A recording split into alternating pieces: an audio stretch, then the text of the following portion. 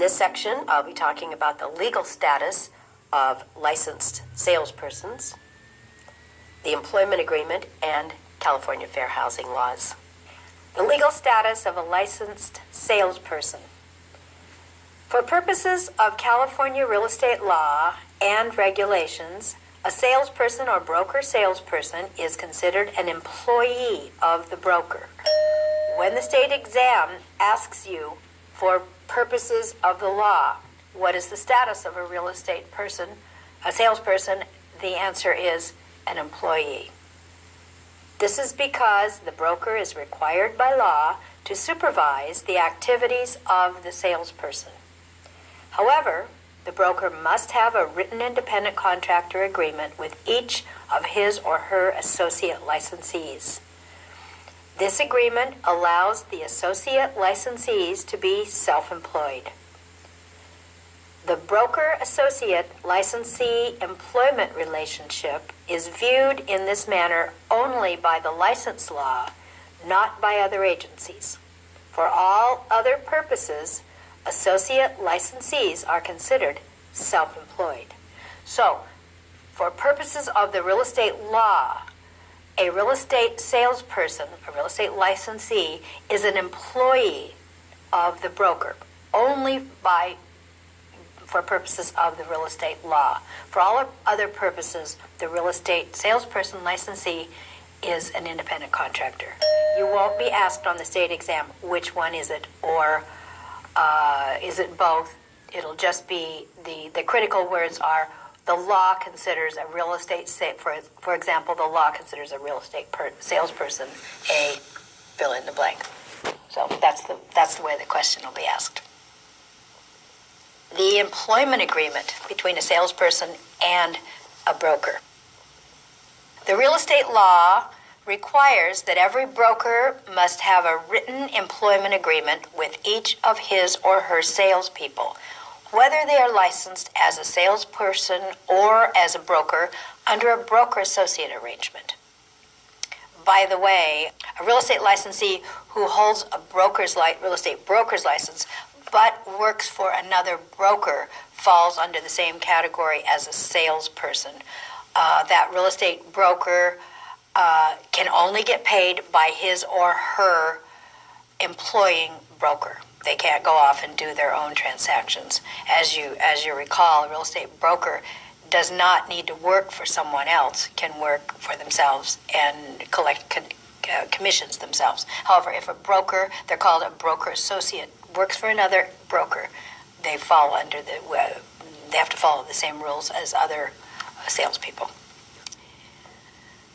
Although the employment agreement does not have to be on a form approved by the commissioner, it must cover the important aspects of the employment relationship, including supervision of licensed activities, licensee's duties, and the compensation arrangement. In addition, in order to protect the self-employed status of the associate licensees, it must also include the required language as previously discussed. Even though the IRS legally defines the associate licensees as statutory non-employees, the CAR, that would be the California Association of Realtors, employment agreement, most commonly used, is still called an independent contractor agreement. The agreement shall be dated and signed by both parties, and both the salesperson and the broker must keep copies of it for 3 years after termination of employment. A salesperson can only be paid by his or her employing broker. He or she cannot receive compensation or referral fees from a lender, developer, or seller. California fair housing laws. California has enacted several laws and regulations to complement the federal fair housing laws. However, California includes other protected classes to complement the protections of the federal law.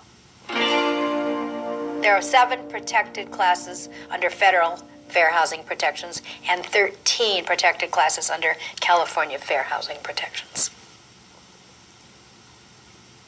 California Fair Employment and Housing Act.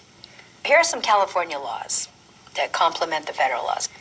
The California Fair Employment and Housing Act is derived from an earlier law, the Rumford Act, that dealt specifically with prohibiting discrimination in the sale, rental, or financing of practically all types of housing. Currently, FEHA covers both housing and employment discrimination. The Unruh Civil Rights Act. The Unruh Civil Rights Act, enacted in 1959, covers illegal discrimination in all business establishments, including real estate companies. The act specifically outlaws discrimination in housing and public accommodations based on sex, race, color, religion, ancestry, national origin, disability, medical condition, marital status, or sexual orientation. It's particularly important for real estate licensees to be aware of the discriminatory practices of steering, blockbusting, and redlining. As you recall, steering is the illegal practice of only showing property in certain areas to buyers. Blockbusting, or causing panic selling, is the illegal practice of telling people that property values in a neighborhood will decline because of a specific event, such as the purchase of homes by minorities. Redlining is the illegal use of a property's location to deny financing.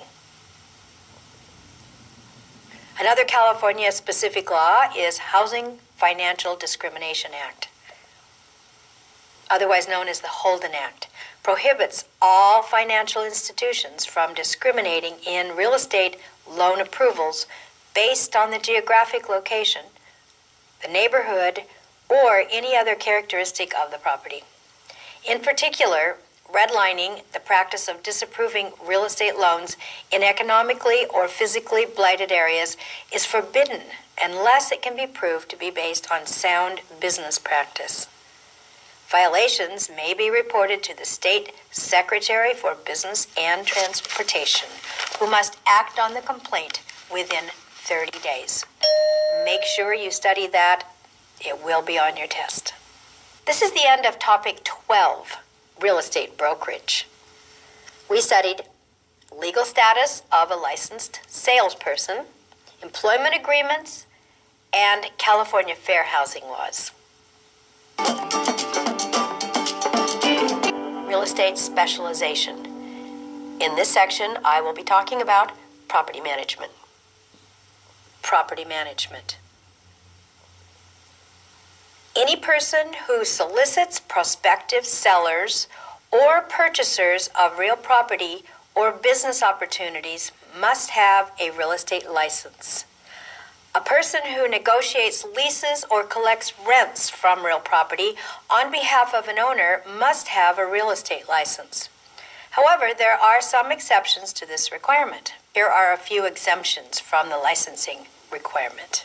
A resident manager of an apartment building and the employees of that manager is exempt. Any employee of the property management firm retained to manage a residential apartment building, other than the resident manager and his or her employees, who is performing any of the following functions under the supervision of a broker of record who is an employee of that property management firm: showing rental units and common areas to prospective tenants, providing or accepting pre-printed rental applications, or responding to inquiries from a prospective tenant concerning the completion of the application, accepting deposits or fees for credit checks or administrative costs, and accepting security deposits and rents, providing information about rental rates and other terms and provisions of a lease or rental agreement as set out in a schedule provided by an employer,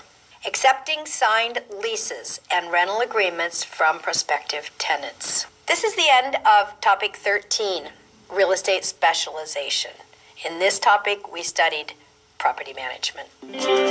Of our presentation of California-specific topics that will help you pass the California State Real Estate Licensing Exam. Take it seriously, study the list, memorize lists, And whenever there is anything specific, such as statute of limitations, statute of frauds, sorry, but you're just going to have to memorize those. You don't want to take that test twice. So I'm saying good luck. Make sure you overstudy. I'm sure you'll pass.